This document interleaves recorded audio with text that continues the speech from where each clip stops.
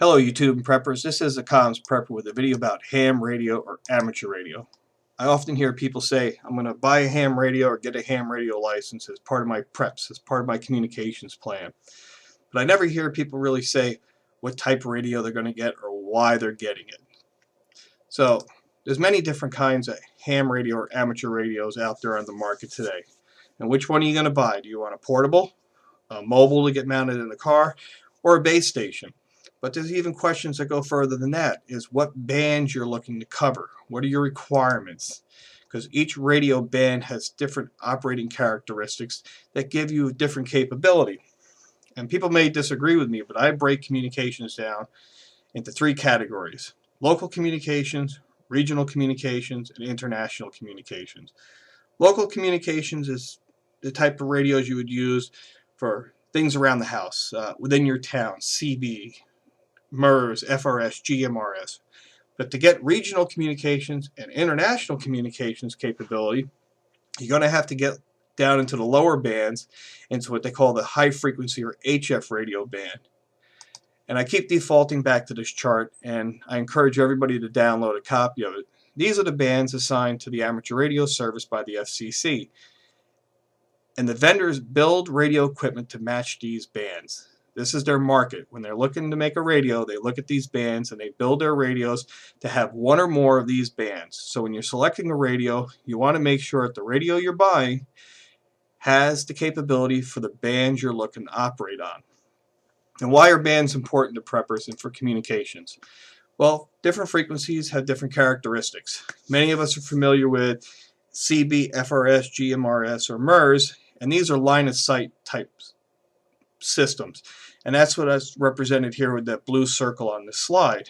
It's line of sight, it's local communications, it's typically in the very high frequency or ultra high frequency range, VHF, UHF, and that's the area where MERS operates, GMRS operates, FRS. A lot of people who buy these Watson dual band radios, well, these dual band radios are VHF and UHF. It's local line of sight communications, and this is what I mean by your local communications requirement. However, if you're looking to get into regional communications or international communications, you're going to want a radio that has the bands that are capable to produce the radio skip, or have the frequencies that will go up and bounce off the atmosphere, the ionosphere, and come down across on the other side of your state, or across the country, or across the ocean. So this is why bands are important when you're building a communications plan for your preps and determining what class of amateur radio license you want to get. So, local communications. Around the house and around town, you can use CB radios, FRS, GMRS, MERS, and if you have the license, amateur radio VHF and amateur radio UHF. And this is where you can get access to the local repeaters in your town or in your county.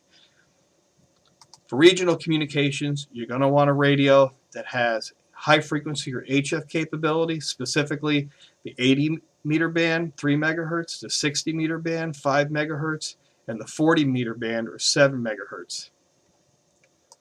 For international, around the world or across the country communications, you're going to want to make sure you have a radio, again in the high frequency band, that gives you the 40 meter band, 7 megahertz, 20 meter band, 14 megahertz, and the 15 meter band at 21 megahertz.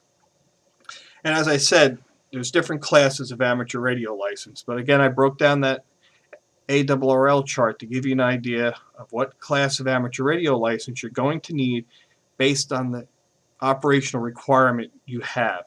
So if you only have a local requirement around the town, then all you need is a technician class license. That gives you 2 meters and 70 centimeters. But if you want that regional capability for transmitting, then you're going to want to get a general class license or an extra class license, because this gives you operating permissions in the 3 meg, 5 meg, and 7 meg band, and also up in the international realm. Again, you're going to need a general extra class license to get that international capability. I'm going to try to break this chart down a little bit so you understand what they're trying to express here. There's different classes of radio license today. There's technician, general, and extra. There's a legacy class of license called the amateur advanced class license that you can't get anymore, but there's people who still have it. And that's why you see on this chart EAG, Extra, Advanced, and General Class. You notice there's nothing there for Technician, because Technician class license holders aren't permitted to operate in the high frequency or HF band or have radios that give you that skip. So that's why you're restricted to the local communications. But if you look at the chart that the ARRL puts out, for the extra class license holders, their privileges start at 14 megahertz and go all the way up to 14.350 megahertz. And as you go down in class of license, you get fewer and fewer operating privileges. And the design for this was an incentive system. So as you increased your class of license, learned more about radios, the FCC would reward that with extra operating privileges. But for a prepper just looking to establish a basic capability, general class gives you plenty of privileges to have the local, regional, and international operating authorizations and capability. And then I have down here in the right hand corner the color coding for the block. So the red block here for the 20 meter band means you're limited to radio, telephone, teletype, or RTTY, and data from 14 megahertz to 14150. The green section, that's when you're allowed to start transmitting in voice or phone, is what they refer to it as. So let's meet some radios. Now, I'm not aligned with any vendor or any seller. These are just a few examples I pulled off the internet. There's dozens of radios, but here's some ham radios that are out there on the market today that you might come across, and they range in price from $500 to $2,000, depending on what bands you need and what you're looking for. A common radio today is the ICOM 7000. It's about $1,300. Notice it has high frequency, VHF, and UHF. So this one radio could cover all three requirements: local, regional, and international communications. The radio below that, which is one I recommend for anybody who's looking to get into high frequency radio as an entry-level radio, is high frequency only. So this only gives you your regional and international capability because it doesn't have the VHF and UHF. And that's the ICOM 718, and that's around $850. I'm sorry, $750, depending on who you get it from. Another great little radio, I call a little man pack radio, is the Yaesu FT817ND, which sells for around $700. But again, this radio has high frequency, VHF, and UHF. So you have one radio that has the capability of meeting all three requirements of local, regional, and international communications. But that's a low power radio. I think that only goes up to 5 watts. Below that is the Yaesu FT857D. It's about $850. Again, this radio has HF, VHF, and UHF, which is a pretty nice radio, and I think that's a 100-watt radio. And then you have high-end radios. I have an example here, the Kenwood TS2000. It's about $1,500.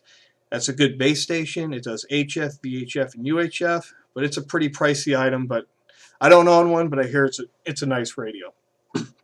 So now that we've met some ham radios, where would you get one?